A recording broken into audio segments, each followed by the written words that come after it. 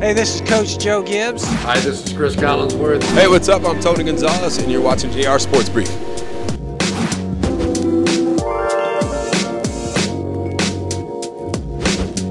So look, folks, it's JR. You're checking out the Sport Brief. We are here with two prominent media personalities, two prominent gentlemen in the world of football.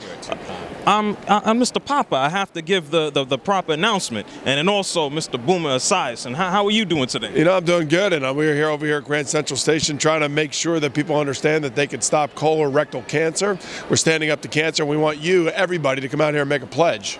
I can dig it. Now, how do we go about making a pledge, Mr. Papa? It's very easy. You go to the website, takeastandagainstcrc.com, you make a pledge to get a colonoscopy, then share your experience with family and friends on the internet.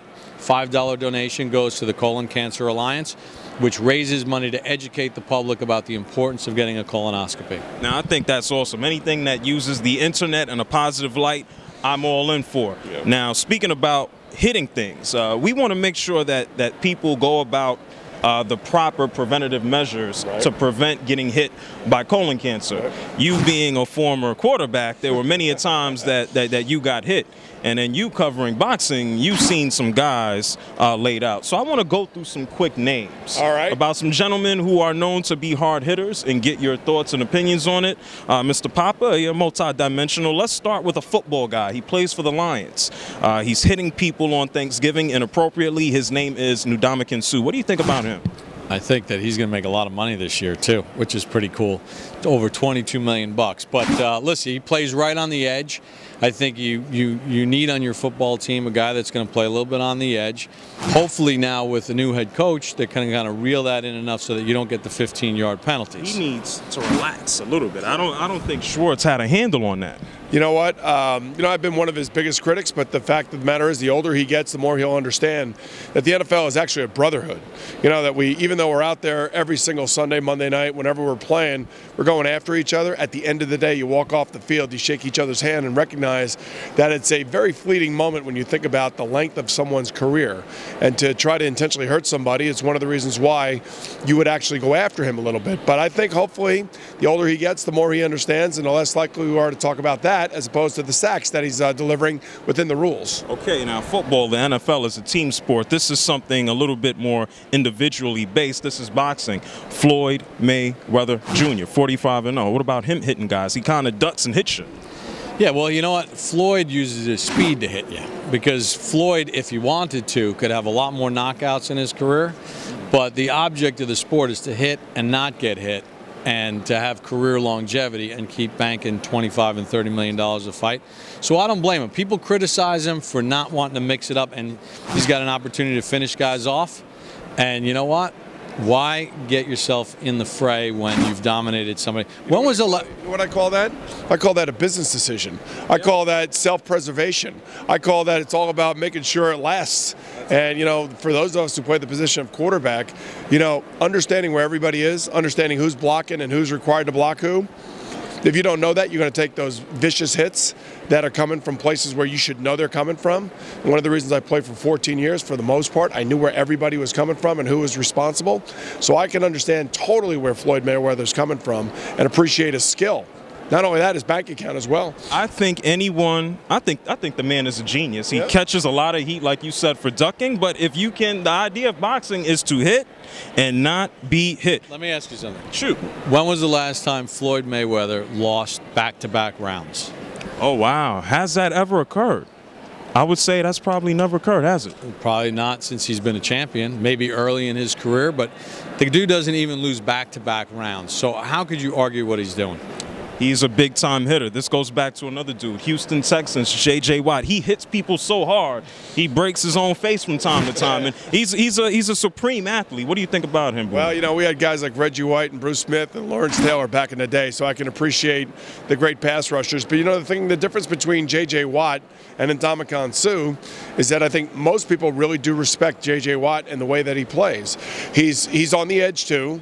but very rarely does he ever cross the line to put somebody else in a very precarious situation. So we appreciate JJ for what he is. We know he's one of the best defensive linemen in football, and he too is going to get paid. We're talking about all these guys getting paid. How about you? You getting paid? Oh no, hey, JR Sport Brief is an individually run business. All the advertising dollars come right into my pocket. I also air on CNN Headline News. So there we go. Perfect plug. Another guy. Let's get on the road. MMA Octagon. John Bones Jones. He's throwing elbows. Yeah, well, you know what? I am not well versed enough in that sport to really. I'm a boxing guy. I don't get into that as much.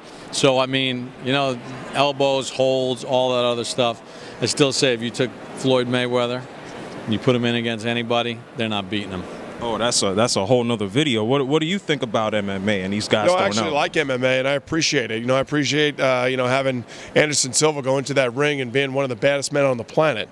Here's a guy who fights against Chris Weidman the last 2 times, and my man Chris Weidman is from Long Island, so that's the baddest man on the planet. If he beats Anderson Silva twice, then he's got to basically have the claim. But the fact that Anderson Silva broke his leg kicking on Chris Weidman, and now is back working out again after snapping that leg, that's all you need to know about MMA. These guys are tough. Has anyone ever tried to sack you and then just like crumbled to pieces? Well, a couple guys. Bruce Smith tried. I think he knocked me out for about 5 weeks, but I did get back up, as stupid as I was. But as the fact of the matter is, it's all about being the tough guy on the block. And they're going to knock you down every now and again, but you just got to get back up. Here's one of the most important things you need to know. We talk about all these defensive guys and tough and hard hitting, but in order for your football team to be really good, your quarterback has to be the toughest guy on the team. I agree, definitely. Thank you. Very well said, Bob. I'm saying that was classic. Well, and I just want to say thank you on behalf of all quarterbacks that are out there. People think we wear pink tutus. We don't. We actually are tough guys, and we Tom Brady kind of sometimes. No. Super Bowl 42, the beating he took, and he still threw a 50-yard missile to Randy Moss and almost won the game. I'm talking about the way he runs. I mean, he's bad. Sometimes he's running ain't his game. I mean, he looks like a Clydesdale. I pay running back to run. I don't have to run. I get paid to throw the ball and hand the ball off and make sure everybody's going the right way. All right, let's talk about one last guy. Donte Whitner, a.k.a. Dante Hittner. He's on his way to the Cleveland Browns. Now, that guy lays people out, or used to do it for the Niners. Now he's going to be doing it in Cleveland. I don't know if people will see it. Yeah, no, they'll see it. Cleveland's going to be a much improved team. I think Mike Pettine's going to be an underrated head coach there. But, the thing about Donte Whitner, when he was running around in the secondary for the Niners, kind of reminded me a little bit of Ronnie Lott. I mean, he was reckless. I mean, Ronnie was reckless too. My era of football player was very reckless. These players nowadays, because of the rules and the way they are and the fines that accompany some of these hits, these players have to be a heck of a lot smarter than we were when we played. And thankfully, because I think the rules have made the game better. Absolutely. Last but not least, this is basketball. Every now and then some guy will throw a punch. We're not going to go the Ron Artest route or Metta World Peace route. But David West, accomplished player for the Indiana Pacers, he took up boxing. How difficult is it, do you think, for an athlete that's not a boxer to actually use it? Well, I mean, I think it's tough. We've seen guys that try to, at the end of their careers, make a transition and become boxers, and you can't do it. If you're not doing it from muscle memory from when you're a kid, and we've seen some really good athletes try to transition into it, you just can't do it because that split second that you have to think is that split second you're getting hit with a jab. You want to fight Too Tall Jones? He's one of the most famous guys that went from the football, but he didn't do so well. But have you ever stood next to Too Tall Jones?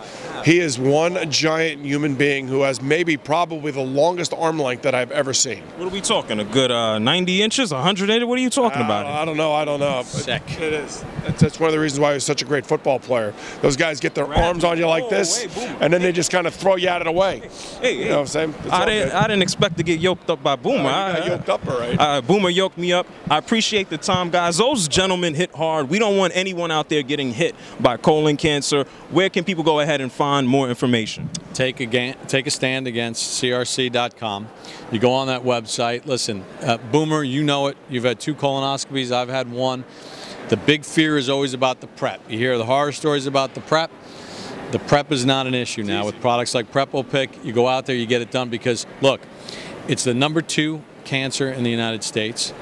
and it's the #3 cause of death for cancer in the United States. It's the most preventable. And it's the most preventable. Early detection leads to prevention, so just go get checked out. Well, we appreciate the time. Do me one last favor from a man who watches people get hit and another man who used to get hit and just yoked me up. We're going to have to handle that. I think me and Bob, you owe him a beat down too? No. No? No, Look, he's bigger than both of us. Right. Exactly. But me and Both of you, together. a lot of people are bigger than You'd me. be on his shoulders, and I'm bigger than you guys. I don't think so. We have beef. I'm just letting you know, Mr. Sison. But do me one last favor. You don't have any beef.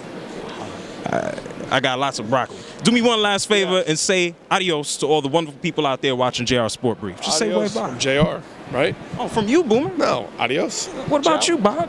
Bob Papa saying adios, JR Sports, bro.